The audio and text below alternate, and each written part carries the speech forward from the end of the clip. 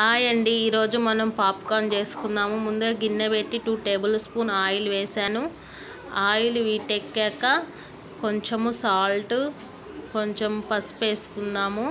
తర్వాత ఒక 2-3 స్పూన్ల మొక్కజొన్నలు వేసుకుందాము. పాప్కార్న్వి ఇవి బయట తీసుకొచ్చామండి మేము. కొన్నే వేసుకోవాలండి, మరిన్ని వేసుకుంటే మాడిపోతాయి. మూత పెట్టి చూడాలి, అంతే. సింపుల్గా అయిపోతుందండి, బాగుంటాయి టేస్ట్. ఒకసారి మీరు కూడా ట్రై చేయండి.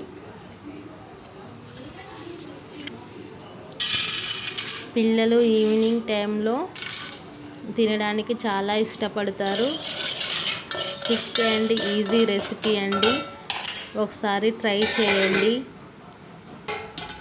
ఆయిల్ తక్కువ, టేస్ట్ ఎక్కువ.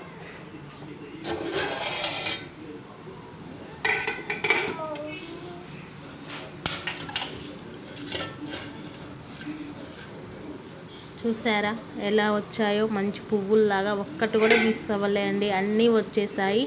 బాగుంటుంది, ఒకసారి ట్రై చేయండి.